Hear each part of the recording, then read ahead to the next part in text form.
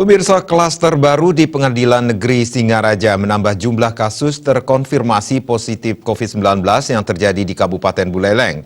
Bahkan, kini gugus tugas percepatan penanganan COVID-19 terus melakukan tracing agar COVID-19 tidak meluas. 11 orang yang dinyatakan terkonfirmasi positif COVID-19 di kantor Pengadilan Negeri Buleleng kini sedang diisolasi mandiri karena tidak memiliki gejala.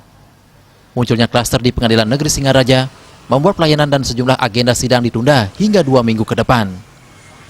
Sekretaris Gugus Tugas Percepatan Penanganan COVID-19, Gede Suyase menjelaskan, tracing tetap dilakukan oleh Gugus Tugas Percepatan dan Penanganan COVID-19 untuk mencegah penularan virus kian meluas. Namun tracing tidak lagi dilakukan di wilayah perkantoran PN Singaraja, melainkan akan menyasar lingkungan keluarga dari 10 staf dan seorang hakim yang sebelumnya dinyatakan positif terpapar COVID-19.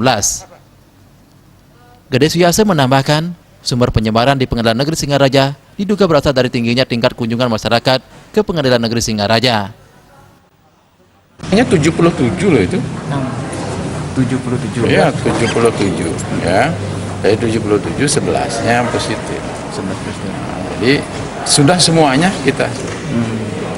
Nah, cuman mungkin nanti di antara yang positif berkembangnya ke keluarga, tidak lagi di klaster kantor.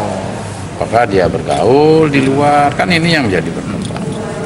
Sumber tertularnya ketemu Pak? Ya? Setelah tracing juga?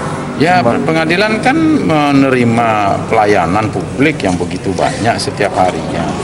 Kan bisa saja di antara yang datang itu bisa membawa virus kan ya. Untuk mendeteksi sebegitu banyak pengunjung gimana ya, tentu berpeluang. Makanya yang kita ketatkan adalah untuk pendisiplinan penerapan protokol kesehatan. Sementara terkait perkembangan kasus COVID-19 di Buleleng, Gede Suyase menyampaikan terjadi penambahan 20 kasus baru pada 31 Agustus 2020 sehingga jumlah kumulatif pasien yang terkonfirmasi COVID-19 menjadi 396 dan sembuh 350 orang. Komang Yuda,